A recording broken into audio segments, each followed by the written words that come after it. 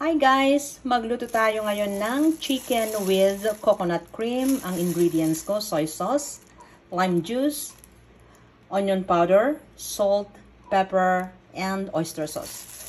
So, kinombine ko lahat dito and then i-mix natin, i-marinate natin ng 30 minutes.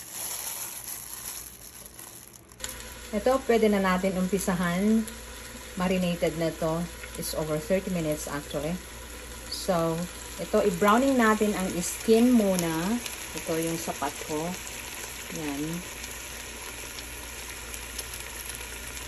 Kailangan crispy ang skin. Okay, tapos na tayong nag-browning ng chicken. So, ganito ang itsura. Huwag kayong mag-alala dahil hindi naman natin isasama ang skin dyan. Ito, binalik ko na sa kawali at lulutuin natin ito ng 30 minutes to 45 minutes or until yung chicken maluluto na dun or lalambot. At saka yung sauce magiging malapot. Ito, tapos na si Mama Mia. Ang chicken with coconut cream. Tara, let's eat!